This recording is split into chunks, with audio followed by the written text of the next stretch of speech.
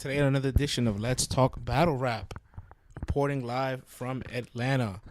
Yes, shout outs to URL for the URL Proving Grounds, ATL Proving Grounds Chapter 1.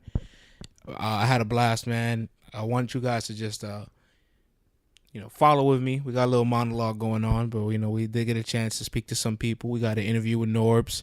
We talked about a whole bunch of stuff. We talked about, little Summer Madness debate, backstory of Summer Madness. We talked about the event, what he thought, who was some of his stars. I told him about my mock draft, who was on my draft board and who got drafted, who was a bust, who got left out.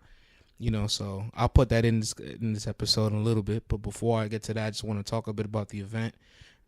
Man, the ambiance was great. The environment was cool. I liked the venue. They had a lot of seats. It was kind of like a lounge. It was dark. The lights was off, but there was a bunch of couches, a bunch of places to sit. They had an outside where you can go outside and, do your thing. You could talk to the MCs. You can smoke. You can chill, get some fresh air. The stage was kind of small, but the lighting was good. But I guess the MCs had enough room to perform on the stage. But I thought the stage was rather small. But other than that, that's pretty much all I have to say about the environment. It's probably the only thing I didn't like, the size of the stage. Shout outs to all the people in the building, man. Young Cannon was in the building. Chef Trez was in the building. Chris Petty was in the building. Yoshi G was in the building. Shouts to her. Haven't seen her in about a year. And obviously big shout outs to Street Star Norbes, who put it all together. He also held it down for me. He took me around the city. We got to hang out, chop it up. We got something to eat. We did our interview a little towards the end of the night, right before everybody just called it a day. But I gotta say, man, this Proving Ground call was pretty effective. It was pretty efficient. It was really good. About 16 MCs trying to get that, that main stage debut or that second call for a PG. And out of about 16 guys, which is 8 battles, I'll say about 6 of the battles were pretty good. So you're probably left with about 8 to 10 guys you can call back for a second attempt. That's pretty efficient, if you ask me. Shouts to URL for that. And let's not delay, man. Let's talk about my mock draft. Let's talk about my draft board, right? Because that's what I did to myself. I put my name on the fire. I talked about who I thought was going to be stars, who was going to be drafted, who was the gems in between it all. And let's talk about who got undrafted first. Man, there's 3 guys that I want to send out apologies to, because they had great performances, or they had interesting performances to the point where you see a lot of potential. And they went undrafted on my mock board. So Severe, man, he did his thing. He did his thing. Chris Petty was definitely looking at him. He was proud. But So Severe's been battling for a while, and he's a little more seasoned than the guys, I would say. He and this is his city. So to be honest, the bar for him was nothing short of actually, having a good performance. He did pretty good against Court Hendricks. He had an all-around good performance. He was poised, had the punches, had the haymakers, had the flow, had the cadence, knew when to throw in a joke, the crowd control, the control in the round, the structure. Like, he had a little bit of everything. He was poised, good delivery. So and arguably performance of the night, a lot of people say. So he went undrafted on my board. I apologize to him. I'll definitely be on the lookouts for the next PG card. Another guy that went undrafted on my board was Apollo. He battled Jay Slash, who was on my mock draft. And Apollo really surprised me because he came with good intangibles. And I like those things, right? Where you can adapt to the environment. You can adapt to your opponent. You can adapt as the battle is going on, because you're preparing, you're rehearsing these 3 rounds. You're getting ready for the battle day, right? But the day of the battle, something happens in the venue. Something happens with the crowd. Something happens with your performance, or the people around you, or whatever. Something is out of your control. And it's your job as a battle MC to get that under control, because these things never go the way you planned in your head. Never. But it's the way you manage it that defines your character. And Apollo had a good first round. He won the first. He had a great second round. But Jay Slash, surprisingly, had a really good second round, too. and steals the momentum. So you can easily argue that it's 1-1 going into the third, and now the pressure's on Apollo after coasting in the battle. And things in battles can change at any given time, where you can be up on the boards and instantly the crowd kind of turns against you, you know. But he opened his third round with a rebuttal, which impressed me because MCs nowadays, they want to battle, have to do so many things. You have to punch, you have to have haymakers, you have to have good cadence, you have to have personals, you gotta have angles, you gotta have jokes, you have to have a complete package of things, and all those things just come with time and developing and practicing and doing it over and over again. And he was able to adapt. He really shocked me. Went undrafted on my board, but I'll be on the lookout for Apollo. We'll definitely see him again. As far as J Slash, wasn't one of the best J Slashes I've seen. I definitely think we've seen better. When I think about the Glue Easy battle, I think about him battling Bigelow. We definitely seen better J Slashes, but one thing's for sure, he will probably get the call back because he still has a huge ceiling of potential.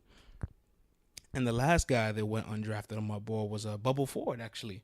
You know, I had Gage going third on my first round on my board, but I did say Gage will have a matchup trouble against Bubble Ford because Bubba has a lot of energy. And I just feel Bubble, his round structure is still a little sloppy. His delivery needs a little bit of work, but he's so young. He's like 18 or 19. I think he's still in high school. And the fact that he has this much energy, he can rap this well. He understands battle rap. He understands what's going on around him. And he's this young. The ceiling is so high. So you cannot not take advantage of the potential that's there, you know. And who are the bust on my draft board? Let's talk about that, right? Out of the 6 guys, honestly, I'll probably say 2 of the guys really were bust on my board. Gage, I was a little disappointed in his performance. He did okay, but he's been battling for so long that I would think he'd be a little bit more poised. He's due for a breakout. He should know what to do more in these situations. And that's another guy that went undrafted. Oh, that went drafted. There was a mock. There was a bust on my mock board. It was Asylum the Crow, man. I think he's really lyrical. I think he does have potential. He's a little younger in his battle career than Gage, so obviously I'm more disappointed in Gage than I am in Asylum. And I had Asylum going third in my second round mock board, so that doesn't, obviously it's very possible that he could have made or break his situation. But I felt his battle with G-Lo. See, him and G-Lo, right? They were the exact opposites. They had 2 minute time. They had 2 minutes per round, hard time limits. They was getting cut off. G-Lo over prepared. And he adapted, and, he had 2 strong rounds. His third round was kind of light, but, he had so much more material that he didn't get a chance to get out there. But he was okay with it. He did what he had to do. Asylum, on the other hand, he kind of let the time limits affect him mentally. You can see he never got it back after the first round. He never got his composure back, his confidence, just trying to, avoid the clock. And that's tough, man, but like I said earlier with Apollo, he adapted. You have to adapt to these environments, Shout outs to Dre Dennis and Luke Castro for their one-off. Was a pretty good battle. Luke Castro had a funny line. He talked about a year ago I got the PG call. Now here I am. I graduated. I'm still headlining the PG card. I thought it was funny, man. The resilience and the patience that Luke Castro has is definitely going to be rewarded down the line. So you'll see him get a good plate. And Trey Dennis is just one of the hardest working guys in battle rap and outside of it as well. Like, from battling and him owning his league is such a wonderful thing. I had a chance to talk to him and tell him how much I respect him for his work ethic and all that good stuff. And Gunpowder Pat and Don Marino left the stars. Like, you will definitely see those guys again. They are the next young talent we have coming into this league. Gunpowder Pat, refreshing style. Don Marino, refreshing personality. That battle will be dropping very soon. Expect a recap to that as well. And, yeah, man, I think I've talked long enough. I definitely want you guys to hear this interview I had with Norbes. We talked about a whole bunch of different topics towards the end of the night. And I think you guys will enjoy it. And I definitely had a lot of fun. Shouts to Atlanta. And also, before I close things out, big shout out to my boy Justin Harris, consistent basis. I got a chance to see him and chop it up with him. And, I definitely might come back to Atlanta, man. The Southern hospitality is real. I had a good time at Waffle House. I had a good time with the MCs, the environment, all the ladies out there. Everything was cool, man. It was a great event. I might just have to come back. So let me play this interview with Norbes that I had with you guys. But before that, shouts to Chef Trez. And I'm smoking plenty to control the sin. I can only be me till it's over with. She say that she love me, she say that she trust me. Will come over here and just show me then. The bro say he got me, but when they got rocky, I swear to God niggas ain't show me then. Look at all of this pain I've been holding in. You might catch me rolling with the Brodies in, with the Brody den. I don't give a fuck, really don't give a damn. Probably duck your main bitch over Instagram. Probably finesse your bro thinking 10 gram. It's the street shit. I don't really pay attention to the beef shit. When you been through the shit that I've been through, ain't too many left for you to beef with. Really just a couple niggas that I eat. So, look, we were talking about earlier, Summer Madness. Do you think Summer Madness 7 on paper is the best Summer Madness? On paper, the best Summer Madness. Damn, that's a good question. Actually, I'm going to say on paper. I think it's the best on paper. No, because you're going to say that because. Well, maybe number 4 is the best on paper. No, well, you're going to say it's the best on paper because it already happened. All the other ones already happened, so you kind of already got an idea of what happened. But the best one on paper, let's take this into account. Okay. Was Summer Madness 2, The Return of the Legends. Mm-hmm. And why I say that is everybody thought Iron Solomon at the time was the GOAT. Murder Mook was godlike. Sirius Jones, I think, came back. There was basically Return of the Legends. You know what I'm saying? Return, yeah. You had John versus Hitman on there. Facts. You had the whole event was fucking crazy. So in Facts. terms of the best on paper, it would have definitely had to be Summer Madness 2 because you didn't know what Murder Mook was gonna be like, what Iron Solomon was gonna be like, what Sirius Jones was Charlie Eclipse is gonna be like. So you didn't get to see them until then. So Summer Madness 2 was definitely the best on paper for the simple fact of the unknown and the legendary status. Now that it already happened, you can kind of be like, well, you know, it wasn't as good or whatever. But in terms of on paper, before anything happened, it would definitely have to be Summer Madness 2, to be honest with you. So then what would you say is the second best? Summer Madness 4. What was on Summer Madness 4? Summer Madness 4 was Surf, Hitman, DNA, Rock, Arsenal Ill Will, but it didn't go down. Verb and John, Clips and Rex. Okay. That was a pretty good one too. Which was the one with Lux and Clips? Lux and Clips was Summer Madness 5. Lux and Clips, T-Top and Rex, Official and Hustle, the 2-on-2. What 2-on-2? DNA, K-Shine versus Chess and Steams. That was okay. That was all right. Yeah. I'm going to say Summer Madness 2. Fuck that. So Summer Madness 1, man. When you guys finished Summer Madness 1, all the lessons you learned from it is just like, oh my God, this can never happen again. So first of all, Summer Madness 1 was like a big experiment. You know what I'm saying? I remember, and this is the crazy shit, a lot of people don't really know this, but Math actually came up with the concept of Summer Madness 1. So it was Math's idea. We was on his roof in Riverdale, and actually in this terrace. So my Math had this really dope terrace in Riverdale in the Bronx. So we invite Smack over, and we have this fucking idea. Math comes up with this idea of basically selling his new CD, and basically ACMD 1. No. Was it one? No, it's 3. Real quick. I remember you and Math had a promo video on the roof. Yeah. You guys pointed to the sky, and you guys wanted to fly out a guest. Yeah, exactly. So now, mind you, it was ACMD 3 actually, and we're sitting there, and we bring on Smack, and so I said, "Yo, but what we gonna call this big event?" Right. And Math was like, "Summer Madness." So Math actually is the one that birthed the name Summer Madness, and we just went over the whole concept and stuff like that, and. You know, this was literally right after Calico battled K-Shine, and I remember because I would tell Math not to battle Calico. Like I was like, it's a big mistake. He's on the rhythm, you know, whatever. So, Summer Madness 1 was literally a wild experiment. We didn't know exactly what to expect. So we didn't know what to expect so much that when we booked Webster Hall, the turnout was crazy. Now, mind you, right before the event. We sitting there, we getting ready literally 10, 15 minutes before the event. Wait, that's to cut you off. When you guys booked Webster Hall, that you knew you were going to reach that capacity? Was that the vision? Yeah, it was the vision, but we didn't know. Like, we knew whatever. It was an experiment, you know? Like, we were like, fuck it, we need a big venue. And, off of what we did before at Nome and various events we did that year, we could tell that the culture was getting hot, and people was fucking with us. So when we did Summer Madness 1, it was basically to start establishing brand events kind of similar to like a WWE and stuff like that. So Right. Summer Madness was the one. So we're like, all right, boom. And I remember like maybe 10 minutes before the event, Beasley comes up to me and he's like, you're not going to fucking believe this. So I'm like, well, what happened, nigga? He's like, no, actually, right before the event, we're literally standing there, and we're like, yo, what's up with the mics? Where the lavaliers? And the guy hands us mics, cordless mics. So we're sitting there, and we're like, what the fuck is this? Where's the fucking lavaliers? And dude's like, what do you mean? We don't have them.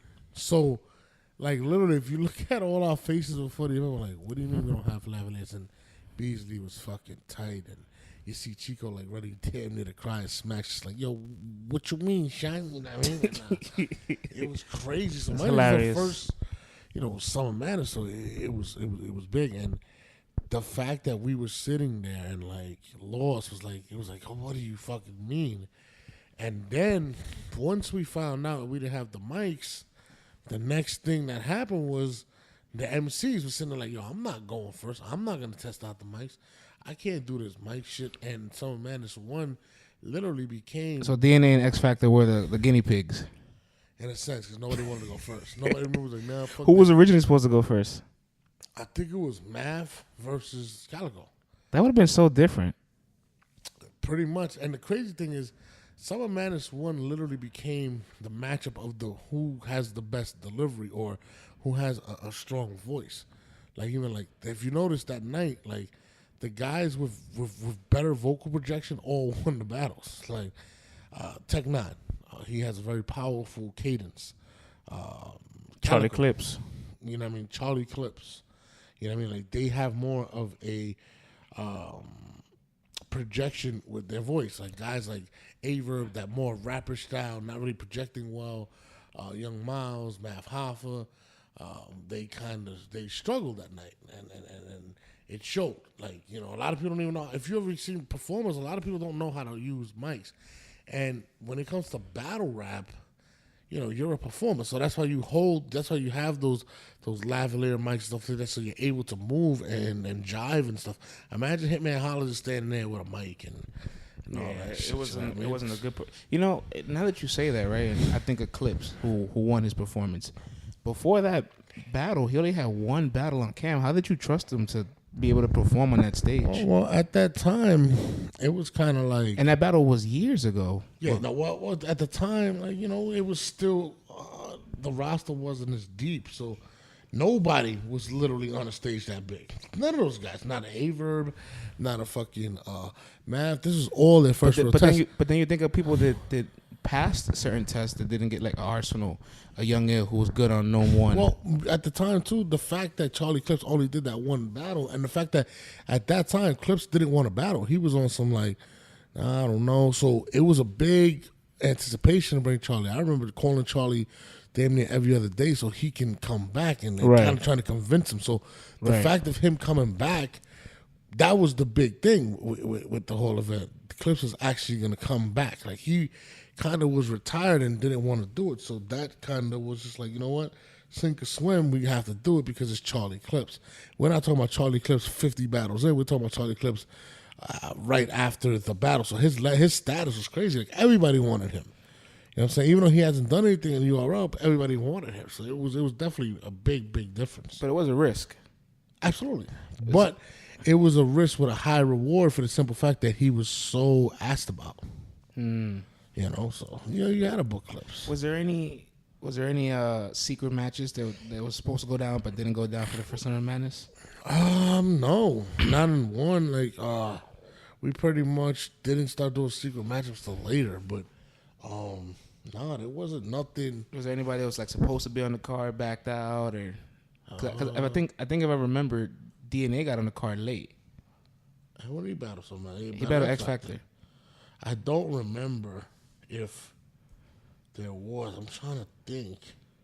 It's so far back. Yeah, not even because I remember when the card was set. It was pretty much set. Like, I don't remember doing any switching, to be honest with you. So nah, I don't remember that. Yeah, and I think out of all the matches on that card, not X Factor, Sue Surf and Shine was like self-sold on his own. Like you guys had that one blog in the war room, strategy room. That's what it was called. Strategy room, that was dope. Yeah. Strategy room. With Heineken and Dutch. Yeah, and then you guys, I don't know what forced you guys to just keep the cameras rolling, but those guys was talking that shit. And then He's on Shine and Surf. And then it just became a battle in itself, and it was great. Yeah, I mean, you know, you're talking about two of the best talkers.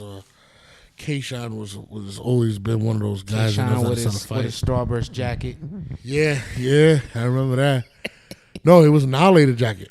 Remember, Surf said he was an Annihilator jacket. You know. Right.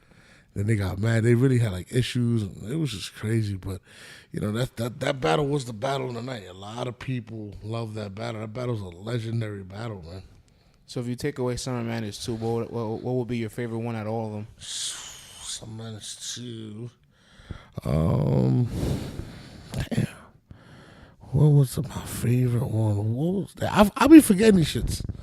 To be honest with you, I liked last Summer Madness. I thought it was pretty dope. Summer Madness 6 was pretty good, honestly. Yeah. I definitely think that this next Summer Madness is gonna be fire though. Like, you know, you got a lot of new stars. You got a lot of guys that are making noise, and it's the first time on. So I'm definitely looking forward to it. Like, you know, what we got. Summer Madness 7 is stacked. There's not a dry match.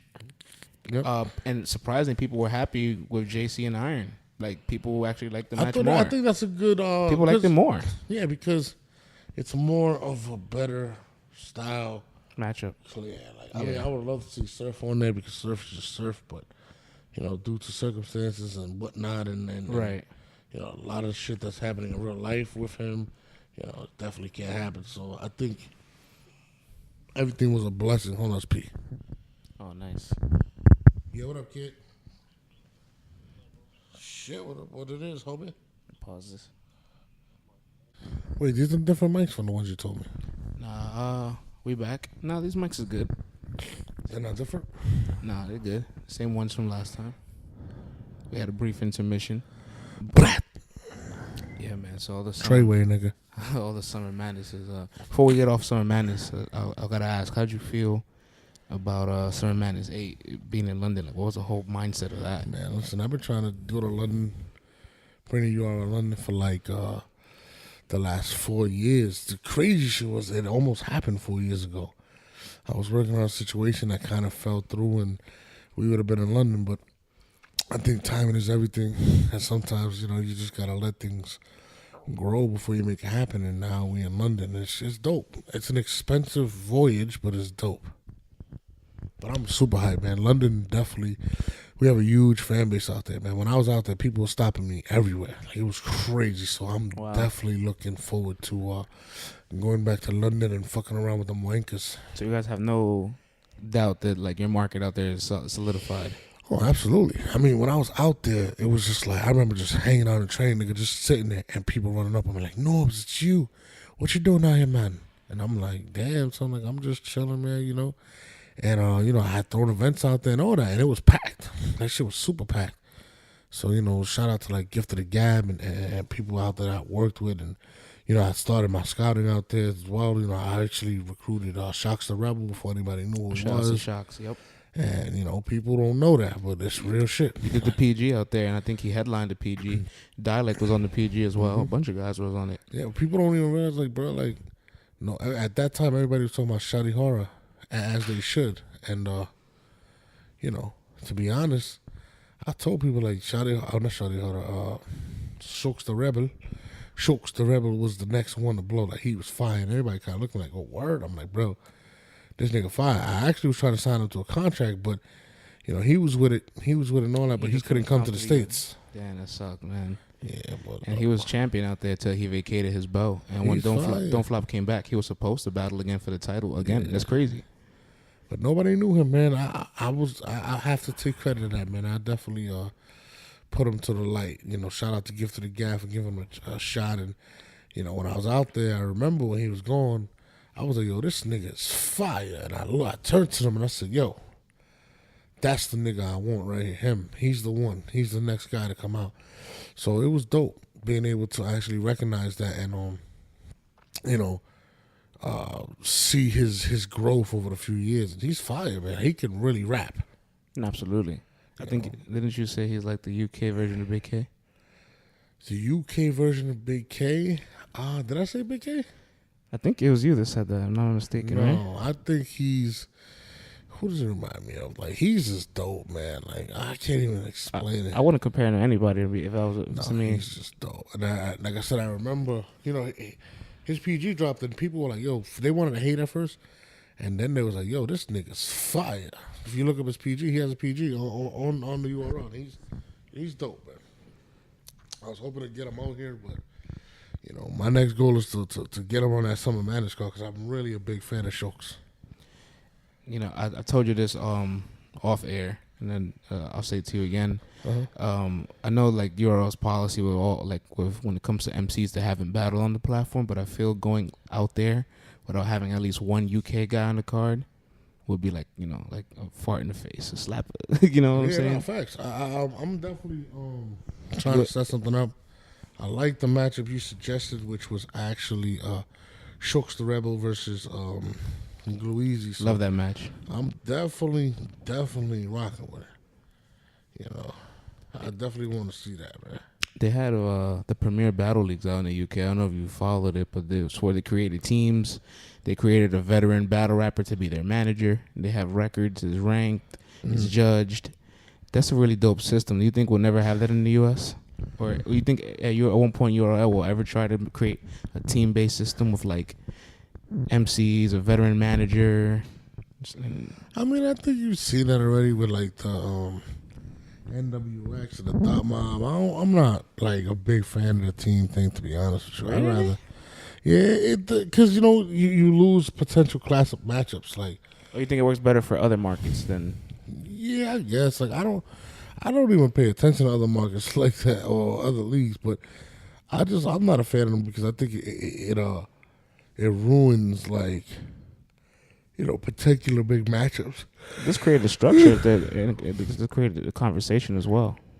What happened? I said it does create a structure and a conversation. Look, people don't realize it is Shocks the Rebel versus Gizmo Proving Grounds 3 years ago, almost 4 years ago. Mm-hmm. I remember this, man. I was out in London, and people were hating. Like our first comment up there, British battles in Europe was a pretty bad idea. The fan base here consists of some of the most closed-minded people on earth. Then the next one, take a while to adjust to this accent, but Shocks is nice. Yeah, I mean, Shocks looks just like people don't realize just because it's different doesn't make it bad. You know what I mean? Like, you gotta just pay attention. Well, there is a large market of people in like the U.S. The U.K., Ireland, other places, other English-speaking countries that have battle rap outside of the United States. They don't watch URL at all. It's crazy. Who don't watch URL? That surprises me. Fuck you, mean? Who don't watch URL? No, I've heard it. Like, I spoke with some of the guys, and I'm like, what do you think? Who's your favorite URL guys? They'll ask me, like, who's my favorite guy from their region or their country? I say, who's your favorite guy from the States or URL? And they're like, I don't watch URL. Yeah, they're probably weirdos. And I'm like, what? How do you not watch URL? But what I'm saying is there's a large number of people that's just like, I'll stick to my UK battle rap. I'll stick to my Manchester battle rap. I'll stick to my Ireland battle rap. And they'll stick to it. I mean, they also have the language barrier and the accent barrier. I don't understand what these fucking guys are saying. So I guess, but to be perfectly honest, everybody's influenced by Smack. I ain't even try to hear that shit. Right. Oh man. And before you even get to the big leagues, the summer madnesses, you got to start somewhere, man. And the proving grounds, I would love to talk about today's event, man. Nah, it was dope. I mean, I thought it was dope. I like to see new talent get shell shocked, and sometimes you run into a lot of people, they just think they're ready, and all of a sudden, boom, it hits them, and it's just like, oh shit, like this is different. So I like to actually get to see that it's a lot harder. You know what I mean? Yeah, man. When they dominate in the smaller leagues, their local leagues and other places, and they take that proven ground, and things don't go their way, and you can see it in their face, the frustration, the confusion, the adjustments, the anguish, the anxiety of like their lines not connecting with the crowd. It just lets you know like this is really it really is different. Oh no, it's different. Bro. It really is more difficult. People don't realize like it's different, man. Like it's a legit test to actually showcase your ability, and I think some people try to take the PGs for granted, but not everybody can make the cut. It's the toughest form, man. You gotta do what you do, and I think that once people actually see the lights on and they see us there and they see what it really takes, you know, they appreciate it more, you know. When I seen like for example, Street Hymns Proving Ground against Lou Castro, that literally showed like there's levels. What say that one time? Street Hymns versus Lou Castro, his PG. Absolutely. That shit showed levels. Absolutely. People don't understand it. It's different. Like, you know, you could be in any small league you want and dominate there. Once you step to the plate, to the big leagues, to the Super Bowl or battle rap, it's a different world, man. And it takes adjustment. That's what the PGs is about. It's about grooming and seeing who can make it and who's the future and who has the work ethic to continue to go. But a lot of these people think in their heads that, you know, they should do this or they should do that, and people who want to run before they could crawl or anything like that. You know what I mean? What's the conversation like when you tell them 2 PGs, maybe 3, and they're like, "Nah, fuck that." Yeah.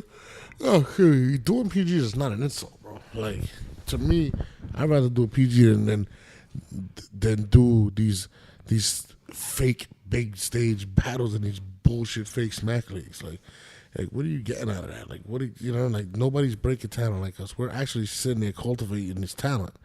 So to me, I don't understand why people get tight about doing a 3rd PG or whatever. Like, that's nothing, bro. Like, that's called working and being developed. You know what I mean? It's still a smack matchup. You know what I mean? And you're building your fan base as you grow. So to me, you know, that's how I look at it. I definitely want to tackle on today's stuff, man, and I think we could start with the best match of the night, I guess, and the 2 stars that were kind of born. Well, not born, but we already knew their potential. Gunpowder Pat and Don Marino. Man, Yeah, first on paper, before the match, I was a little like, how is this going to turn out? This guy is a haymaker kind of guy. He's just landing haymakers, and Pat is just a little more slow cadence. I want to joke with you. I want to rap, you know, and cater to the crowd kind of guy. And then you force Pat to come on the road, which is an interesting dynamic. Yeah, you know, Pat at home is almost unbeatable with the whole crowd and stuff. And I feel like, you know, through a proving ground, you have to test these guys out and get them used to different things, different elements they're going to face. And I thought Pat responded well. I felt like at one point he was getting frustrated because, you know, sometimes people ain't going to fuck with you. Just because, you know, they don't know you, they're not going to accept you like that. You got to earn their respect, and I think Pat had to go through that tonight. There was parts of his round where his style wasn't translating well with the crowd, and he got upset about it. But the one thing I do like, instead of I've seen people quit, instead of being a quitter or just saying fuck it, he stepped it up a 3rd round and showed me something that a lot of people don't have. They don't have that moxie to continue to be strong, and I think Pat showed me something that a lot of people don't possess. I loved what Pat tried to do in his first round. Like the first thing he said is, because you have jokes and the gimmicks, they think you don't have a pen. Like, that's the first thing he opened up his round with. Because when I made my episode, the mock draft, talking about who from this PG class, who from this PG card will come out as looking like, you know, top prospects that'll get a second call. Yeah, I said that about Gunpowder Pat, that I feel like his style is so unique that you can't beat him clearly, but he also can't win battles clearly because he doesn't have that effective punch. And he said, "Yo, I have a pen too. Like I can just because I can joke on you and I have presence and I have a slow cadence doesn't mean I can't rap with you. I can't be lyrical." He tried to like throw punches. He tried to like have double entendres, layer his stuff, setups, build-ups. And it was a solid round. But he left the window open. Absolutely. And I think Don's second was cold. Like, he really got crazy. But what he did was he forced Gunpowder Pat to get crazy in the 3rd, and that's exactly what he did. He responded well. He fought. I thought it was a good up and down battle. And I think when it drops, I think a lot of people will be satisfied. It's gonna be great when it drops. I can't wait. Facts. We got to be honest with ourselves. Gunpowder Pat escaped death, I think. Yeah, I would agree with you. I thought it was a close battle. It'll probably be close on cam, but in the building, it feel like to me like, Don choked in his first round, but Don was well on his way to steal that first round. Well, Don didn't choke the third, and I still gave it to Pat. I thought Pat give it. took it. Yeah, I have Pat winning number 1 and 3. But I feel where you come from. But the first round he won it because of the choke. I don't think he would have died. I think Pat is one of those guys that sees controversy, tackles it head on, and gets busy. So I believe he would have adjusted just like he did, and just got better. You know what's funny? I feel like Pat in his head, right? He's very coachable, but I feel like in his head, he probably felt like, okay, I'm going to paint this image. This is how it's going to come out. And it was completely opposite of what he strategized, and he learned a lot from it. Yeah, I mean, but that's what you do. You learn on the run, and I think Pat, that's exactly what he did. And then, because of that, like, he said himself, like, yo, fuck the bars, fuck trying to punch. I'm just going to be me. Because his third round, he was himself cracking jokes, and it was the strongest round. Yeah, it was amazing.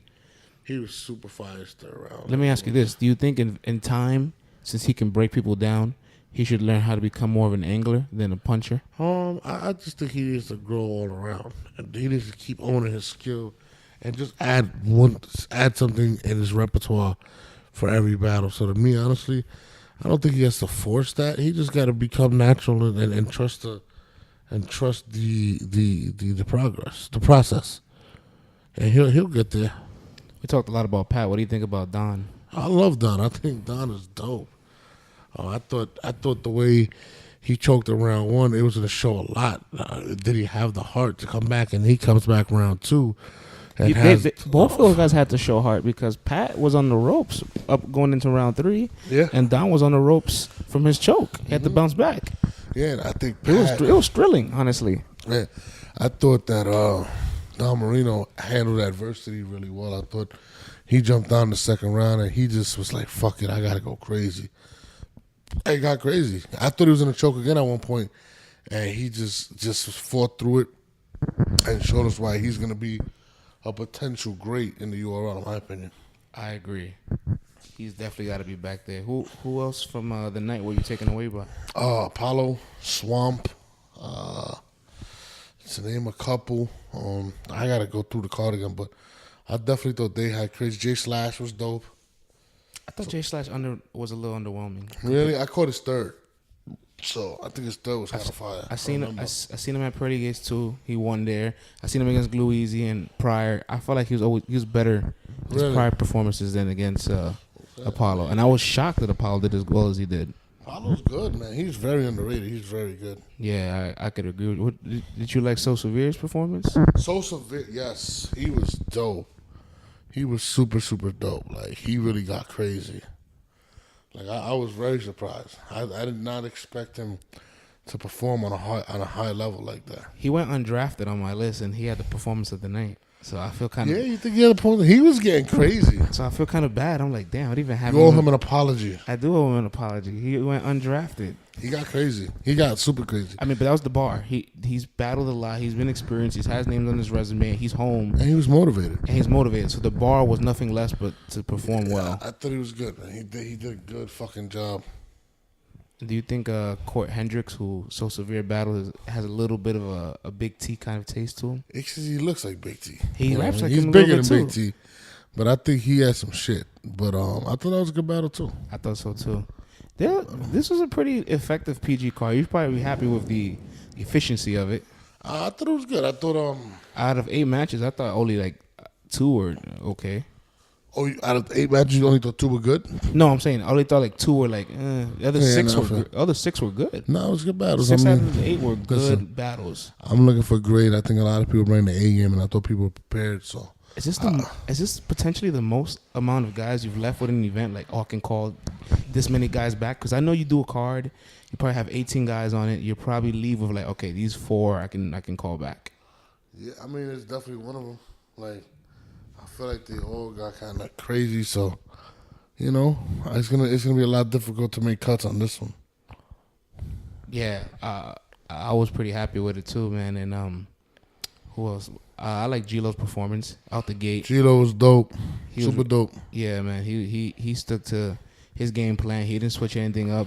The crowd liked him. He was home. He has a good control of the crowd. So, but again, he was home. But I definitely think he has a good. Yeah, that being home and being away factor is so big. I'm glad that you're doing this away, and hopefully now you get more guys to come on the road because it's a lot harder to go on the road. That's what I say. Even like with Gunpowder Pack coming on the road like that and being able to be successful is crazy. Big facts. Your one off on the card, Dre Dennis and Luke Castro. That was pretty good. I missed most of it, but it was pretty good. I want to quote something Luke Castro said was funny. What is it? It goes, it was about a year. It was about a year from my proving grounds. I got the call. A year later, I graduate, but I'm headlining a PG card. Hey man, ain't nothing wrong with it. A lot of niggas, the Cortez done did it. So no, yeah, I mean it's not a problem with the one-offs and headlining the PG card, but it's interesting that like he did it without a problem, and Dre Dennis is almost known for doing this, and he humbly takes it. He loves the battle, especially on Smack. Like he's just a competitor, and he likes that small environment. So I'm not tripping. I'm not tripping with him. What do you think about his willingness to always just like battle in that environment, and he prefers it? I think it's dope. Like I think it shows that he understands competition, and then what it means to really be on Smack. So I'm not mad at him at all. You know what it shows me? I think it also shows his self-awareness of him as a battler. Like, you know what? Maybe I'm really not meant to be in a big room like this. Or I'm not ready yet. You know what I'm saying? Or I'm not ready yet. Yeah, I think more people have to evaluate themselves in that manner as well. I'm so tired. I can hear, man. We had a long day. We can wake up in the morning and do this shit. I'm just fucking tired. Yeah, man. Before we wrap things up, what's the next proving ground? September 8th in Atlanta, probably, or New York. I'm flipping through with both of them, but I definitely love the way Atlanta showed me love. So I might be back here September 8th. Use that same venue. Yeah, I like the venue. The venue was perfect. Yeah, I'm definitely with it. I thought it was dope. Norbes, man, I'm gonna let you get some rest, man. Yeah, we had a long night, bro. Yeah, it's about to be longer now. You fag. But shit, I'm about to take it down. We're gonna do this shit tomorrow. Good night, brother.